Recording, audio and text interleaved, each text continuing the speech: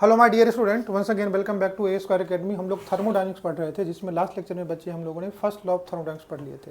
उससे पहले हम लोग वर्क पढ़ चुके थे। वर्क निकालते कैसे प्रेशर वॉल्यूम वर्क डन में, जब एक्सपेंशन या कॉम्प्रेशन का केस हो, एक्सटर्नल प्रेशर के केस में निकालते हैं। और याद रखना, ये वर्क जो हमने निकाला है ना, वो रिवर्सेबल नहीं, इरिवर्सेबल वर्क डन है।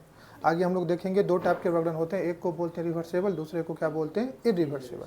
फिर उसके बाद हमने इंटरनल एनर्जी देखा था, टेम्परेचर पे डिपेंड करता है, एक्सटेंसिव प्रॉपर्टी है, क्वांटिटी ऑफ सब्सटेंस मास पे डिपेंड करता है। फिर उसके बाद हमने साइन कन्वेंशन देख लिया था कि हीट कब पॉजिटिव होगा, कब निगेटिव होगा। अगर सिस्टम हीट एब्जॉर्ब करेगा तो हीट पॉजिटिव होगा, सिस्टम हीट रिलीज करेगा तो हीट क्या होगा, निगेटिव होगा।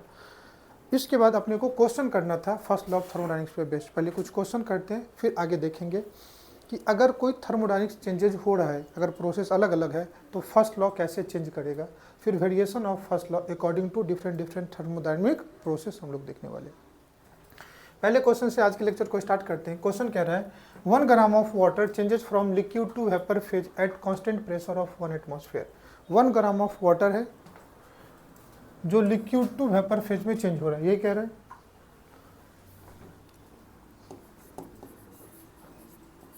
ये कहां से कहां चेंज हो रहा है,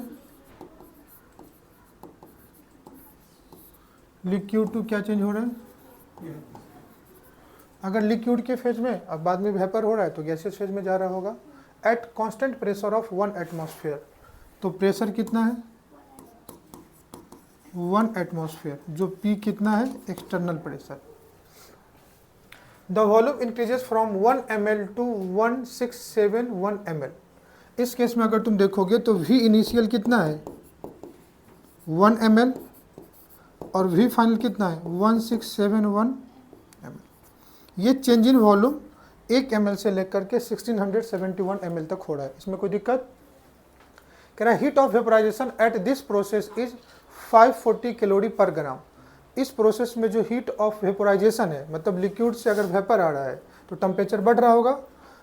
क्वांटिटी ऑफ सब्सटेंस कितना है, तुम कहोगे सर ऑलरेडी 1 ग्राम है। तो इस 1 ग्राम लिक्विड को वेपर लाने में जो हीट एब्जॉर्ब हो रहा है क्यू, वो कितना है, 540 कैलोरी। 540 कैलोरी है, मतलब इतना हीट सिस्टम ने क्या किया होगा, एब्जॉर्ब करा होगा। बोलो ना, हाँ ना। तो कह रहा है find increase in internal energy of water, clear, where 1 litre atmosphere equal to 101 joule दिया हुआ है। इसमें कोई दिक्कत। तो सबसे पहले अपने को क्या करना है, वर्क डन निकालेंगे। प्रेशर कितना दिया हुआ है, 1 एटमॉस्फेयर, वॉल्यूम का चेंज तुमको दिया हुआ है, तो पहले वर्क डन निकालेंगे P डेल्टा V से, निकल सकता है।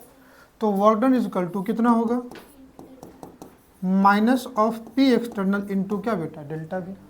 तो P एक्सटर्नल कितना है, -1 एटमॉस्फेयर इंटू डेल्टा V कितना है, 1671। फाइनल वॉल्यूम है, इनिशियल वॉल्यूम कितना है, 1 ml। तो डेल्टा V जब भी निकालोगे तो कितना हो जाएगा, volume final minus volume initial, तो कितना हो जाएगा, 1671 माइनस कितना, 1। ये किस में आ गया, ml। 1000 से तुम इसको क्या करोगे, डिवाइड, तो ये पूरा वॉल्यूम किस में आ जाएगा, लीटर। तो अब इसको मैं किस में लिख दूँ, लीटर में। क्या कुछ गलत कह रहा हूँ। तो ये कितना हो जाएगा, -1671 अपॉन कितना, 70 हो जाएगा ना, अपॉन 1000 लीटर एटमॉस्फेयर। कोई दिक्कत। तो कितना हो जाएगा अगर इसे करोगे तो, -1.67 लीटर एटमॉस्फेयर। अब ये लीटर एटमॉस्फेयर वाली वैल्यू कभी काम आएगी क्या, नहीं। तो पहले इसको क्या करना पड़ेगा, जूल में करना पड़ेगा।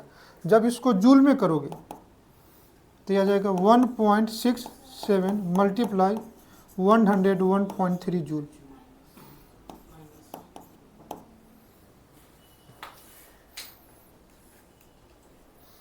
इसमें कोई दिक्कत नहीं। अब ये जो सिस्टम जो लिक्विड टू वेपर जा रहा था, तो हीट कितना था, क्यू पॉजिटिव होगा, कितना बेटा, 540 कैलोरी। अब ये तो जूल में है, ये किस में, कैलोरी में है। तो पहले कैलोरी को किस में लाना पड़ेगा, जूल में। और 1 कैलोरी इक्वल टू 4.2 जूल होता है। कितना होता है, 1 कैलोरी इक्वल टू, तो Q is equal to 540 multiply 4.2, ये किस में आ जाएगा, जूल। तो ये जो हीट है ये पॉजिटिव है और ये जो वर्क वाला एनर्जी हीट है ये क्या है, निगेटिव है। अब क्या करोगे, दोनों को ऐड करोगे फॉर्मूला से। तो from first law of thermodynamics, change in internal energy is equal to change in heat plus क्या बेटा, वर्क डन। तो हीट कितना है, 540 मल्टीप्लाई 4.2 प्लस ये कितना हो जाएगा 1.67 मल्टीप्लाई 101.3, ये जूल। इसमें कोई दिक्कत देखो, पहला कितना है 540 मल्टीप्लाई 4.2 कितना गया,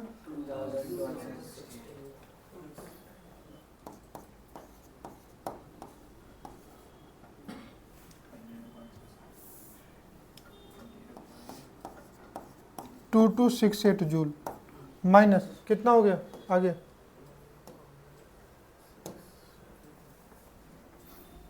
1.67 मल्टीप्लाई 101.3 169.17 को 2 ले लो,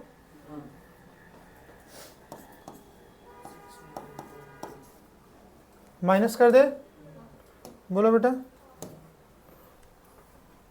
तो कितना गया 2268 माइनस 169.2 इक्वल टू क्लियर 2098.8 है, 1000 से डिवाइड कर दो तो कितना हो जाएगा 2.09 किलो जूल।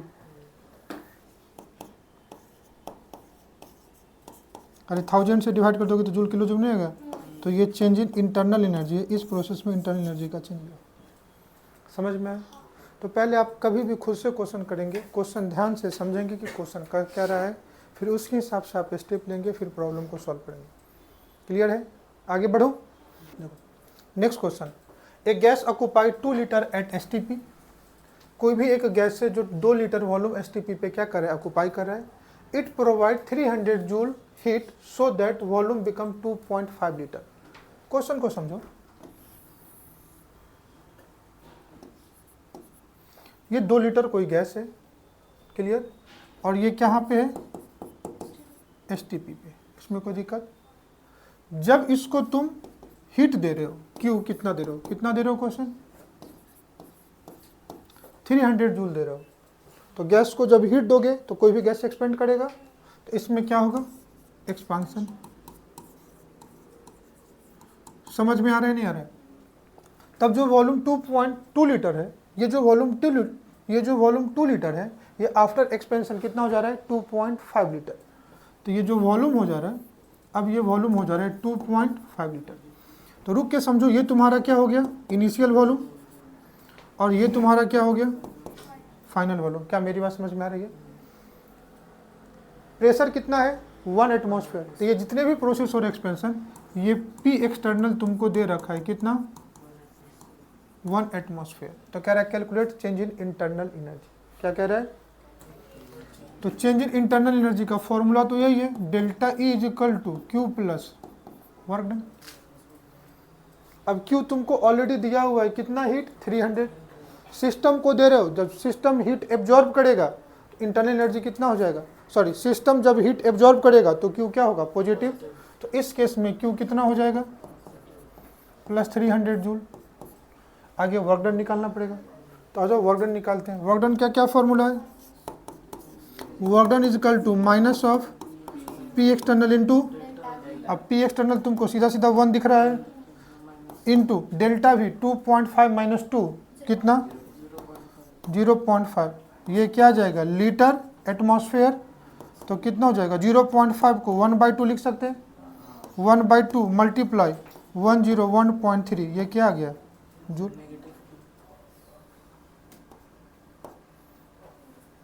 फिर से समझा देता हूँ। पी एक्सटर्नल कितना था इस केस में 1, वॉल्यूम 2 लीटर से कितना हो रहा है 2.5 लीटर। तो चेंज इन वॉल्यूम कितने का है 2.5 माइनस 2 0.5। अरे 0.5 को कितना लिख सकते हैं 1/2। बेटा जब डेल्टा वी आप निकालोगे तो delta V is equal to V2 minus, तो 2.5 माइनस 2 कितना 0.5 को 1/2 नहीं लिख सकते। 1/2 लीटर एटमॉस्फेयर था, बोलो। इसको 101.3 से क्या कर दिया, मल्टीप्लाई कर दिया, तो किस में आ गया, जूल में। 100/2 होता तो कितना होता, 50, बोलो। तो ये कितना हो जाएगा, 1 को डिवाइड करोगे तो कितना होगा 0.5, और 3 को डिवाइड करोगे तो कितना हो जाएगा 5 2 जा 10,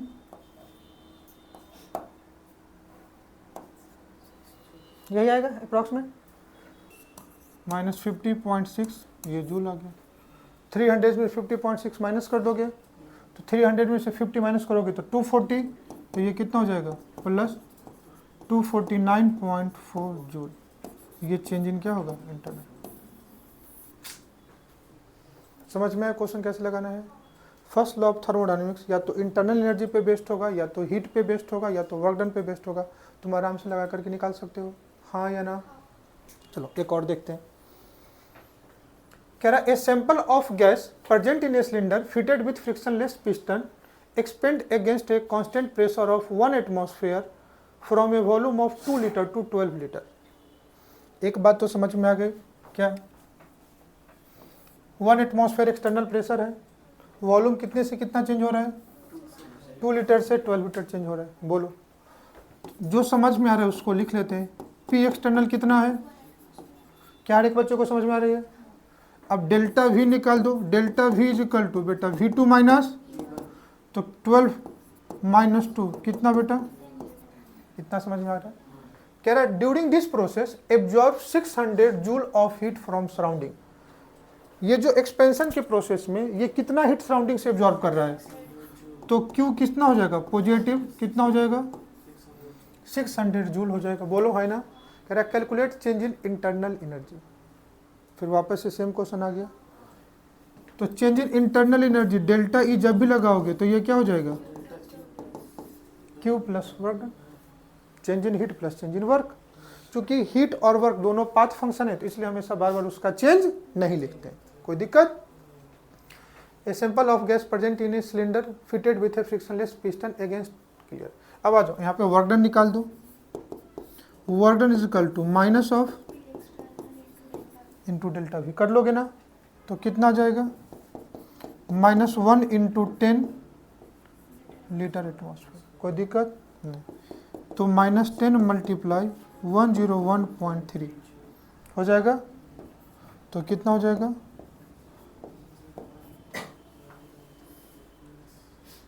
कोई दिक्कत, समझ में आ रहा है।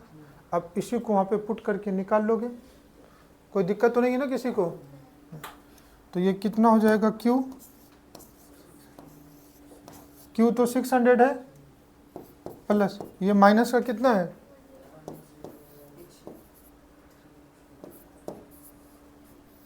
कर लोगे कोई दिक्कत, जो भी आएगा वो तुम्हारा क्या होगा आंसर। नेक्स्ट क्वेश्चन कह रहे हैं 2 mole of an gas 2 mole of an ideal gas at 2 atmosphere and 27 degree centigrade compress isothermally to 1/2 of its volume by a constant external pressure of 4 atmosphere. Calculate heat, work and internal energy. तीनों चीज निकालना कह रहे हैं। Question ध्यान से समझना क्या कह रहे हैं। कितना मोल ऑफ गैस है, तो n की वैल्यू कितनी है 2 मोल। कौन सा गैस है, आइडियल गैस। प्रेशर कितना है, तो प्रेशर कितना है 2 एटमॉस्फेयर एंड टेम्परेचर कितना दे रखा है 27 डिग्री सेंटीग्रेड। तो 27 प्लस कितना बेटा 273, मतलब ये कितना हो जाएगा। इसमें कोई संदेह किसी बच्चों को नहीं। ये गैस कौन सा है, ये गैस कौन सा है आइडियल। तो आइडियल गैस के लिए एक चीज तो लगेगा PV इक्वल टू, कह रहा है compress isothermally to 1/2 of its volume. जब इस गैस को कॉम्प्रेस किया तो गैस कितना 1/2 ऑफ इट्स इनिशियल वॉल्यूम, मतलब जो V2 होगा ये V1 बाई कितना होगा 2। इतना तो समझ में आ गया, चेंज इन वॉल्यूम आधे से हो रहा है। तो अपने को V1 ही नहीं पता है, मतलब इनिशियल वॉल्यूम इस गैस का नहीं पता है, लेकिन उस गैस का number of mole, pressure, temperature दे चुका है। तो हम PV इक्वल टू NRT लगा सकते हैं। तो यहाँ पे वॉल्यूम इज इक्वल टू क्या हो जाएगा nRT/P। बोलो ना हाँ ना, क्या इसमें कोई संदेह? अब तुमको देखो ये क्या निकल जाएगा, V1 इनिशियल वॉल्यूम, तो V1 is equal to number of mole two R की वैल्यू 0832, टेम्परेचर 300 अपॉन प्रेशर, बोलो तो ये कितना हो गया, ये 2 से ये 2 300 से मल्टीप्लाई करोगे तो ये कितना हो जाएगा 24। अरे ये 2 जीरो से ये डेसिमल खत्म हुआ, 8 3 जा 24, तो इनिशियल वॉल्यूम कितना जाएगा अप्रॉक्स में 24 लीटर। तो बताओ फाइनल वॉल्यूम कितना हो गया V2 24/2 कितना। अब क्या निकाल सकते हैं, चेंज इन वॉल्यूम। तो change in volume delta V is equal to क्या हो जाएगा, तो कितना हो जाएगा,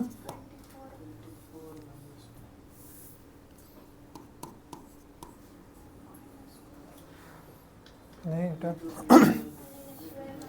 V2 कितना हो गया 12 माइनस 24 माइनस 12, कोई दिक्कत नहीं। अब क्या निकाल सकते हैं इसका वर्क, क्या निकाल सकते हैं वर्क। तो अच्छा वर्क निकालते हैं, work done is equal to minus of P external into, तो P एक्सटर्नल कितना दे रखा है, isothermally 1/2 of initial volume, constant external pressure of कितना बेटा 4 एटमॉस्फेयर, तो P एक्सटर्नल कितना है 4 एटमॉस्फेयर माइनस फॉर्मूले का है इनटू डेल्टा V कितना है -12, तो वर्क कितना होगा पॉजिटिव, तो कितना हो जाएगा +48 लीटर एटमॉस्फेयर आ गया, ये तो वर्क निकल गया। अब क्वेश्चन को ध्यान से पढ़ लो, क्वेश्चन कह रहा है 2 mole of an ideal gas at 2 atmosphere and 27 degree centigrade is compress isothermally to 1/2 of its initial volume. तो ये वर्ड जो दे दिया आइसोथर्मली, ये क्या दे दिया, आइसोथर्मल का मतलब हो गया कांस्टेंट टेम्परेचर, तो इसका मतलब क्या हुआ कांस्टेंट टेम्परेचर, तो डेल्टा टी कितना हो जाएगा, और अगर कांस्टेंट टेम्परेचर आइसोथर्मल है तो डेल्टा टी 0 हुआ, इसका मतलब डेल्टा ई भी 0 हुआ, because all type of energy directly proportional to temperature. तो अगर डेल्टा टी 0 है तो डेल्टा ई कितना हो जाएगा, बोलो, तो चेंज इन इंटरनल एनर्जी कितना हो जाएगा 0। समझ में आ गया। अब लगा दो फ्रॉम FLTD,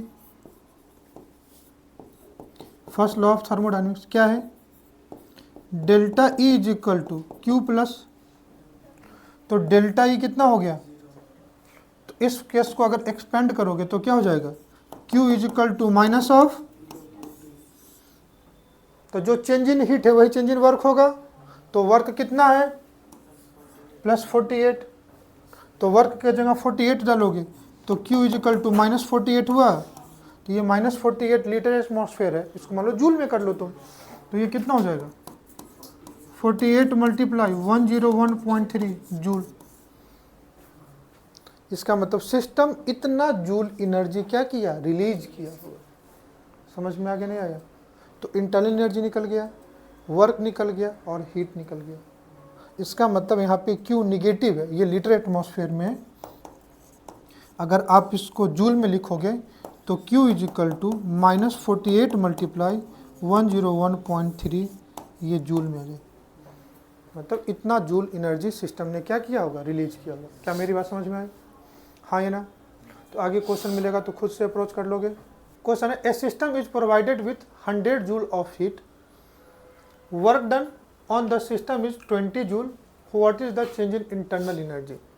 बहुत आसान सा क्वेश्चन है। System provided 100 joule of heat, इसका मतलब हीट गिवन टू सिस्टम है। समझ में आ रहा है। तो इस केस में जो Q है ये कितना हो जाएगा +100 जूल। क्या इसमें कोई दिक्कत, क्योंकि 100 जूल हीट सिस्टम को हमने दिया। Work done on the system is कितना बेटा 20 जूल। तो इस केस में जब सिस्टम पे वर्क करोगे तो सिस्टम का वर्क एनर्जी बढ़ेगा, तो वर्क क्या होगा positive. Work done on the system positive, work done by the system negative, तो ये कितना हो गया +20 जूल। फिर से बोल देता हूँ, heat given to system positive, heat by the system negative, work done on the system positive, work done by the system. क्या कोई दिक्कत? तो प्रोवाइडेड 100 जूल ऑफ हीट, तो क्यू पॉजिटिव हो गया, वर्क पॉजिटिव हो गया। तो कह रहा है what is change in internal energy, सीधा सीधा है delta E is equal to Q plus क्या बेटा, वर्क डन। तो क्यू कितना है 100 जूल, वर्क कितना है 20, तो कितना हो जाएगा, इंटरनल एनर्जी कितने से बढ़ेगा 120 जूल से बढ़ेगा। इसमें कोई दिक्कत है नहीं। तो आराम से क्वेश्चन आराम से देखना, माइंड में क्वेश्चन फ्रेम करना, फिर सॉल्व करना, आराम से क्वेश्चन कर पाओगे। An insulated container is divided into 2 equal portion. कोई एक इंसुलेटेड कंटेनर है, इंसुलेटेड कंटेनर मतलब याद करो वैसा कोई सिस्टम न तो मास लॉस करे न तो एनर्जी का लॉस करे, याद आ रहा है ना। हाँ, an insulated container is divided into 2 equal portion, 1 portion contain an ideal gas at pressure P and temperature क्या बेटा T। समझो ये हम एक इंसुलेटेड कंटेनर बना ही लेते हैं, कितना टाइम ही लगेगा बनाने में, सीख लो, तुम्हें भी घर पे लगे तो बना लेना धीरज।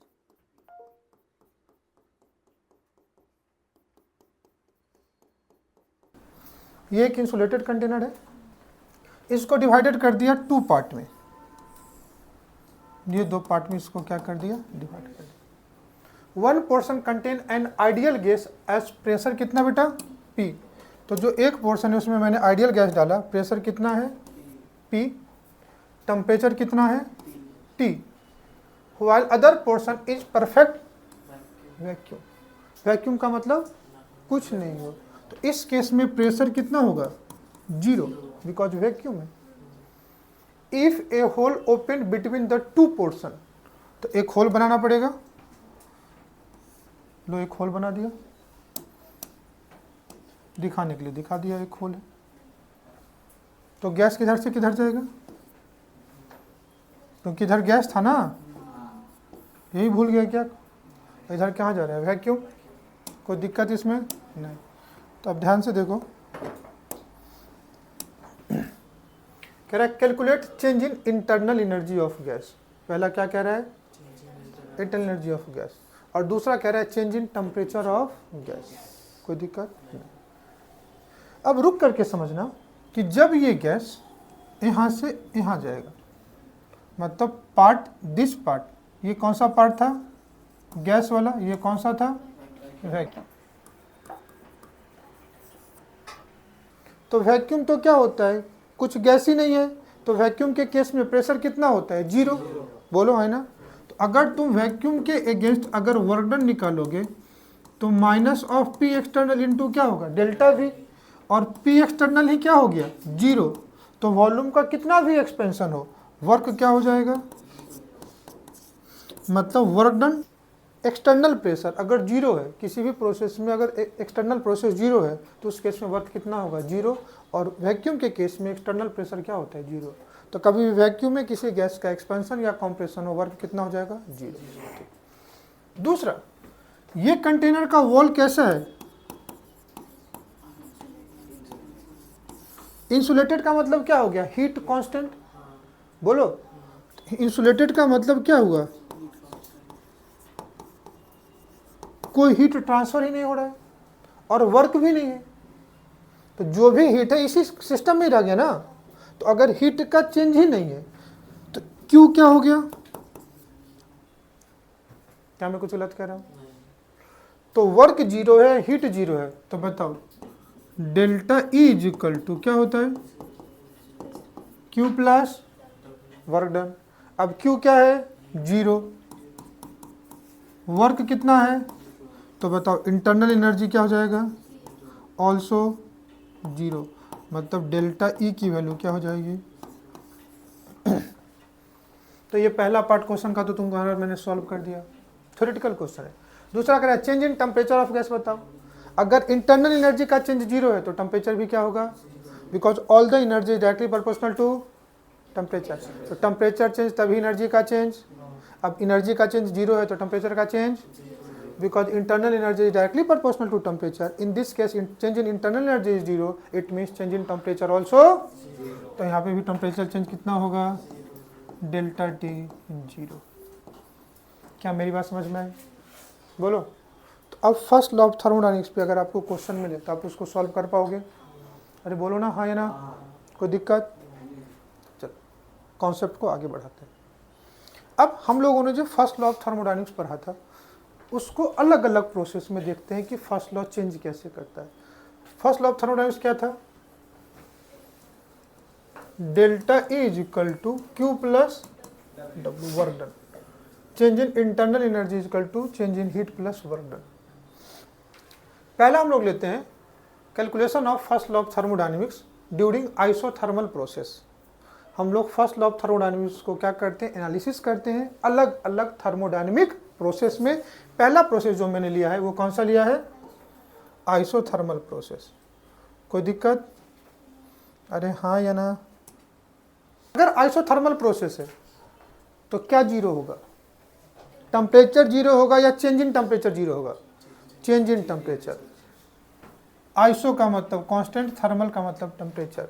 मतलब ये जो सिस्टम होगा वो कांस्टेंट टेम्परेचर पे होगा, मतलब entire the process temperature will constant. बोलो हाँ ना. तो कह रहा during an isothermal process the temperature of the system remain constant. तो डेल्टा टी क्या हो जाएगा, और डेल्टा टी जीरो है तो डेल्टा ई क्या हो जाएगा? तो हेंस डेल्टा ई क्या होगा? कोई दिक्कत? तो लगा दो first law of thermodynamics, delta E is equal to Q plus, अब ये टर्म्स क्या हो गया, बोलो.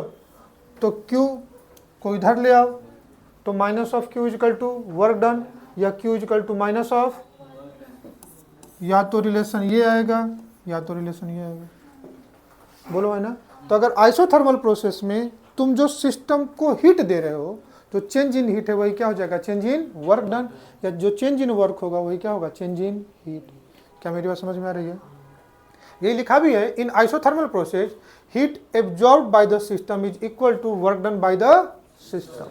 जो सिस्टम देखो ना, Q पॉजिटिव तो वर्क क्या, अरे यही था ना, zero is equal to Q plus W.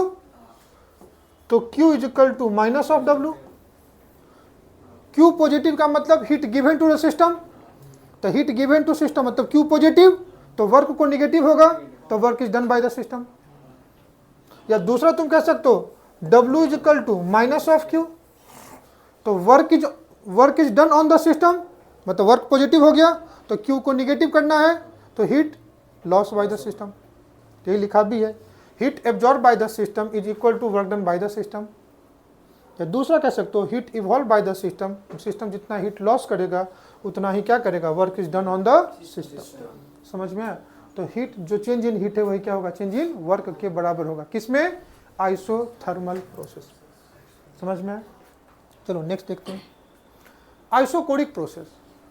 Isochoric का मतलब वैसा कोई प्रोसेस जिसमें वॉल्यूम का चेंज नहीं होगा, मतलब वॉल्यूम जीरो या चेंज इन वॉल्यूम जीरो. तुम कहोगे sir change in volume zero होगा. क्या जीरो होगा? चेंज इन वॉल्यूम जीरो होगा. तो चेंज इन वॉल्यूम का जीरो का मतलब डेल्टा भी क्या हो गया, बोलो. डेल्टा भी जीरो, इसका मतलब जो इनिशियल वॉल्यूम है वही क्या होगा, फाइनल वॉल्यूम होगा. समझ में आ रहा है? चेंज इन वॉल्यूम क्या है, zero. Change in volume zero है, इसका मतलब जो इनिशियल वॉल्यूम है वही क्या होगा, फाइनल वॉल्यूम है. वर्क डन निकाल लो. वर्क डन का फॉर्मूला क्या होता है, work done is equal to minus of P external into delta भी. अब डेल्टा भी जीरो हो गया तो वर्क क्या होगा. तो आइसोकोरिक प्रोसेस में वर्क डन हमेशा क्या होगा. अब ये जो पूरा टर्म्स है ये इक्वल टू क्या हो गया, तो जो चेंज इन इंटरनल एनर्जी है वो क्या हो गया, चेंज इन हीट के बराबर हुआ. यही सबसे इंपॉर्टेंट तुम आ गया. अब हीट मैं लिखता हूँ, heat change at constant volume. क्योंकि आइसोकोरिक है ना तो हीट को किससे लिखते हैं, Q. कांस्टेंट वॉल्यूम मतलब Q भी. क्लियर? किसके बराबर हो गया, सीधा सीधा इंटरनल एनर्जी. तो कभी भी ट्रांसफर ऑफ हीट अगर मैं कांस्टेंट वॉल्यूम पे कर दूं तो सीधा सीधा वो किसको रिप्रेजेंट करेगा, इंटरनल एनर्जी को. बोलो है ना.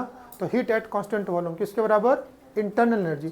थोड़ी देर बाद रुक करके पढ़ेंगे, heat at constant pressure enthalpy के बराबर होता है। ये लिखा भी है, ये क्यू भी का मतलब तुम समझ जाना कि ये चेंज इन क्या है, इंटरनल एनर्जी। क्यू भी का मतलब है हीट एट कांस्टेंट वॉल्यूम किसके बराबर होगा, चेंज इन इंटरनल एनर्जी के बराबर होगा। किसमें, आइसोकोरिक प्रोसेस में। अब देख लो डिफिनेशन क्या कह रहा है, in isochoric process at constant volume heat absorb by the system is equal to increase in internal energy.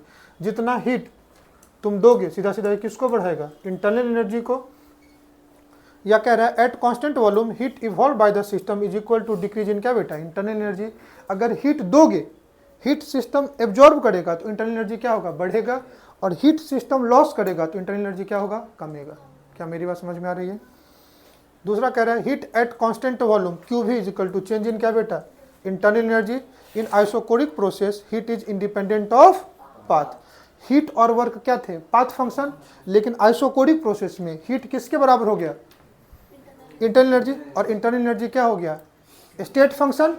तो इस आइसोकोरिक प्रोसेस में हीट क्या हो गया, स्टेट फंक्शन हुआ, पाथ से इंडिपेंडेंट हो गया। ये लिखा भी है, in isochoric process heat is independent of path, मतलब जो क्यू भी है वो क्या हो गया, स्टेट। क्या मेरी बात तुम समझ पा रहे हो, कोई दिक्कत नहीं। थर्ड देखते हैं, एडियाबेटिक प्रोसेस। एडियाबेटिक प्रोसेस में क्या जीरो होता है, हीट कांस्टेंट रहता है, मतलब चेंज इन हीट क्या होगा, जीरो होगा। एडियाबेटिक प्रोसेस में हीट क्या रहेगा, कांस्टेंट रहेगा। During adiabatic process system acts as isolated system. देखो मतलब हीट का चेंज ही नहीं होगा, थर्मोफ्लास्क वाला एग्जांपल था। तो क्यू क्या हो गया, जीरो।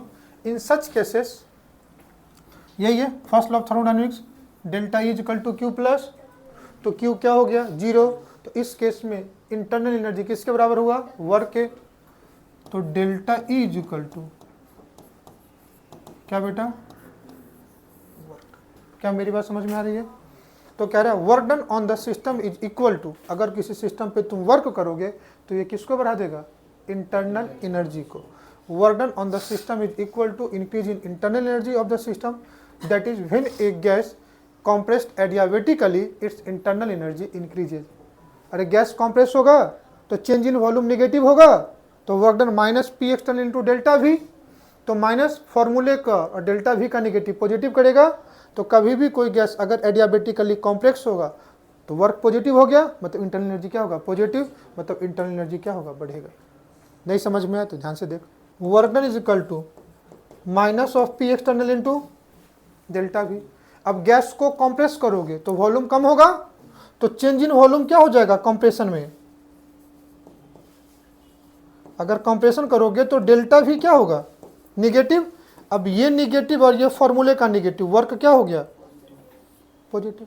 बोलो, तो work is equal to internal energy, तो वर्क पॉजिटिव है तो इंटरनल एनर्जी पॉजिटिव हुआ, इसका मतलब इंटरनल एनर्जी क्या होगा, बढ़ेगा। कब, जब गैस को कंप्रेस करोगे तभी वर्क पॉजिटिव होगा, और एक्सपेंशन के केस में वर्क क्या होगा, निगेटिव होता है। Work done by the system is equal to decrease in internal energy of the system when gas is expanded adiabatically, और एक्सपेंड करोगे तो delta V positive, work negative, मतलब इंटरनल एनर्जी निगेटिव, इसका मतलब इंटरनल एनर्जी क्या होगा, कम होगा। समझ में आया तुमको केस, कोई दिक्कत। थर्ड पॉइंट कह रहा है, in adiabatic process work is independent of path. क्यों, delta E is equal to क्या आ रहा है, वर्क डन, किसमें, एडियाबेटिक प्रोसेस में, और ये क्या हो गया, इंटरनल एनर्जी, स्टेट फंक्शन। तो इस केस में वर्क भी क्या हो गया,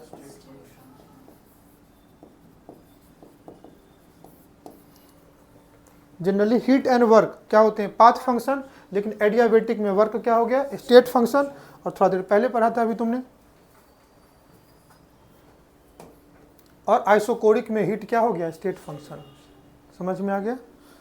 और एडियाबेटिक में वर्क क्या हो गया, स्टेट फंक्शन। समझ में आया, ठीक। अब आ जाओ साइक्लिक प्रोसेस। कौन सा प्रोसेस, किसको बोलते हैं साइक्लिक प्रोसेस, वैसा कोई प्रोसेस जिसमें कोई सिस्टम वापस से अपने इनिशियल स्टेट पे आ जाए, तभी उसको साइक्लिक बोलते हैं ना, कि वापस से सिस्टम अपने इनिशियल स्टेट पे आ जाए, उस प्रोसेस को क्या बोलेंगे, साइक्लिक प्रोसेस। तो कह रहा है in cyclic process all state function are zero, तुमको बताया था in cyclic process all state function are zero. कोई दिक्कत? तो अब delta E is equal to Q plus work done है, तो डेल्टा ई क्या हो जाएगा? जीरो। क्यों जीरो होगा? क्यों जीरो होगा? Because it is state function. एकदम समझ के पढ़ो, क्योंकि ये क्या है? स्टेट फंक्शन है। तुम समझना, तुम क्या करो, एक सुबह सुबह उठो, एक पॉइंट से दौड़ना स्टार्ट करो, आधे घंटे दौड़ के उसी पॉइंट पे आ जाओ, तो तुम्हें थकान होगी कि नहीं होगी? लेकिन नेट डिस्प्लेसमेंट क्या हुआ? जीरो। तो वर्क क्या हो गया? जीरो। तो फिजिक्स के टर्म्स में तुमने कोई काम नहीं किया, आधे घंटे तक तो तुम भागे, पसीना निकला, लेकिन तुम्हें थकान हुई ना? है ना? तो यही कहता है कि उसमें कुछ ना कुछ तुम टहले हो, वर्क हुआ है, थकान हुई है, एनर्जी एग्जॉस्ट हुआ है, लेकिन नेट वर्क क्या कहलाएगा? जीरो। तो साइक्लिक प्रोसेस में जितने भी पाथ फंक्शन होते हैं वो जीरो नहीं होते हैं, लेकिन स्टेट फंक्शन क्या होते हैं? जीरो। तो delta E equal to Q plus W, तो ये डेल्टा ई क्या हो जाएगा? जीरो। तो ये टर्म्स जीरो हुआ कि नहीं हुआ? तो Q plus W is equal to क्या हो गया? जीरो। तो Q is equal to minus of W, या और ये भी कह सकते हैं W is equal to minus of Q. रुक करके देखो, ऑलरेडी ये कंडीशन हमने आइसोथर्मल में भी पढ़ा है, Q is equal to minus of W और W is equal to minus of Q. पढ़ा है कि नहीं पढ़ा है? तो देख लो, work done by the system is equal to heat absorb by the system, या ये भी कह सकते हैं work done on the system is equal to heat evolve by the system. Same हमने कहाँ पे पढ़ा था? आइसोथर्मल प्रोसेस में पढ़ा था। ये सेम स्टेटमेंट कहाँ है? सिमिलर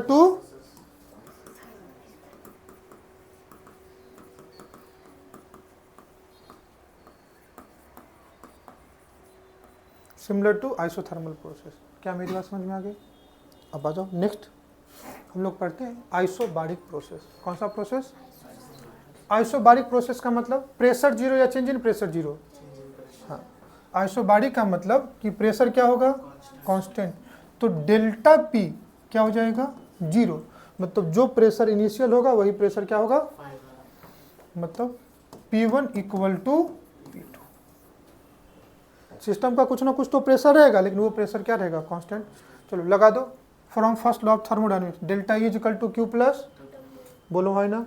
वर्क डन को क्या लिख सकते हैं? वर्क डन को माइनस ऑफ इनटू, इसमें कोई संदेह किसी बच्चों को? तो इसी डब्ल्यू को मैं यहाँ लिख दिया। बोलो, अब मैं क्या करता हूँ, इस क्यू को निकालता हूँ, तो क्या हो जाएगा? माइनस ऑफ पी डेल्टा भी को अगर इक्वल टू के इधर लाऊं तो प्लस में होगा कि नहीं होगा? तो क्या लिख सकता हूँ? Q is equal to delta E plus, हो सकता है कि नहीं हो सकता? ये जो क्यू में लिखा हूं ये किस कंडीशन पे है? Constant pressure. तो इसको मैं कांस्टेंट प्रेशर रिप्रेजेंट करने के लिए क्यूपी लिख सकता हूं। क्यू मतलब हीट, पी मतलब प्रेशर, क्यूपी का मतलब हीट एट कांस्टेंट प्रेशर। बोलो ना, है ना? तो क्यूपी का मतलब हीट एट कांस्टेंट प्रेशर। इससे थोड़ा देर पहले मैं तुमको पढ़ाया था क्यू भी। क्या पढ़ाया था? क्या था? हीट एट, एकदम बोलोगे तभी सीख पाओगे, कांस्टेंट वॉल्यूम। और इसमें यह भी दिया था कि जो क्यू भी है वो चेंज इन इंटरनल एनर्जी के बराबर होता है। क्यू भी is equal to delta E. ये हमने थोड़ा देर पहले सीखा है। Is that clear for everyone? अगर डेल्टा ई है, क्या है बेटा? डेल्टा। तो डेल्टा ई का मतलब क्या हुआ? बोलो, चेंज इन इंटरनल एनर्जी।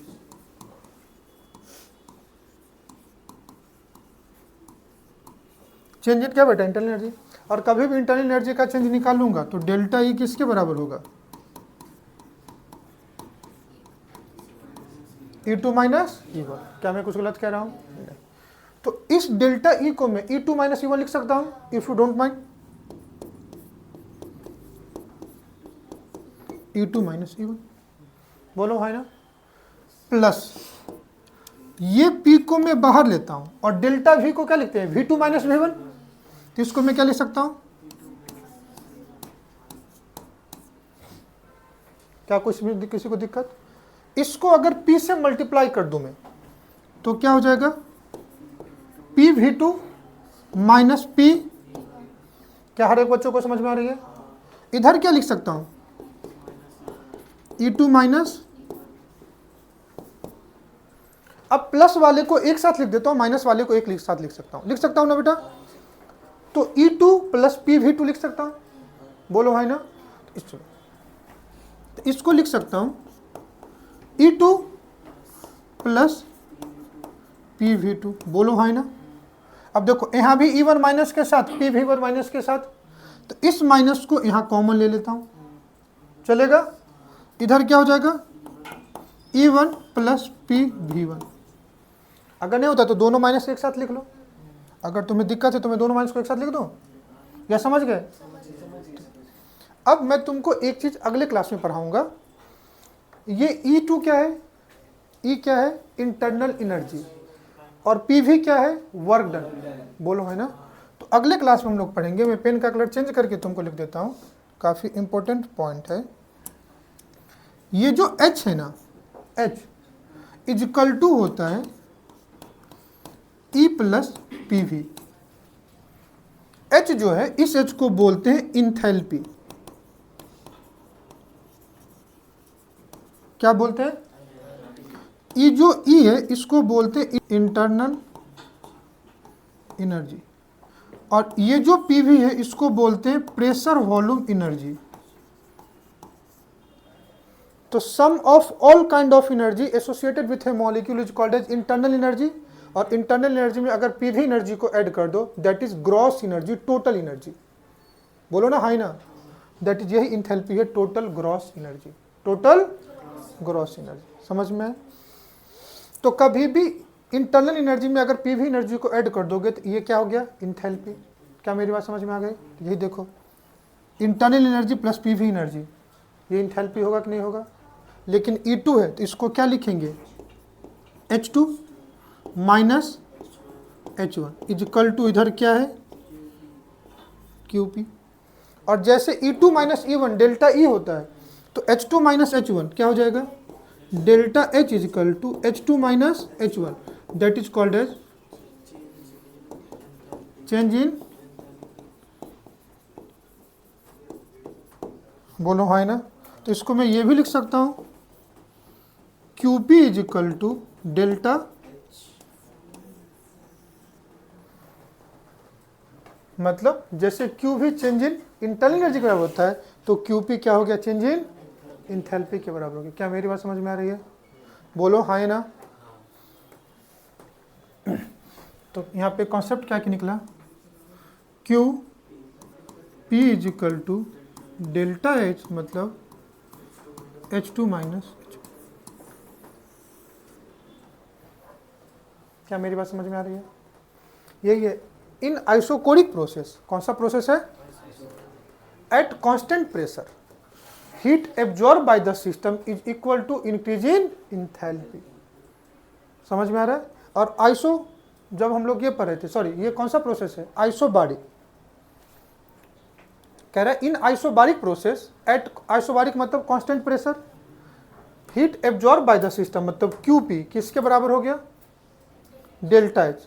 कौन सा प्रोसेस हो गया ये? आइसोबारिक। ये जो कंडीशन है ये कहां पे है? आइसोबारिक में। लेकिन हमने थोड़ा देर पहले पढ़ा था आइसोकोरिक। क्या पढ़ा था?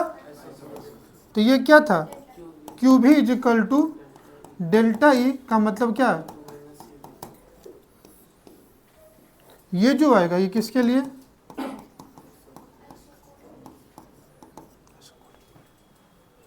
बोलो, ये लिखा भी है in isobaric process at constant pressure heat absorb by the system is equal to increase in enthalpy, या ये भी कह सकते हैं at constant pressure heat evolve by the system is equal to decrease in enthalpy.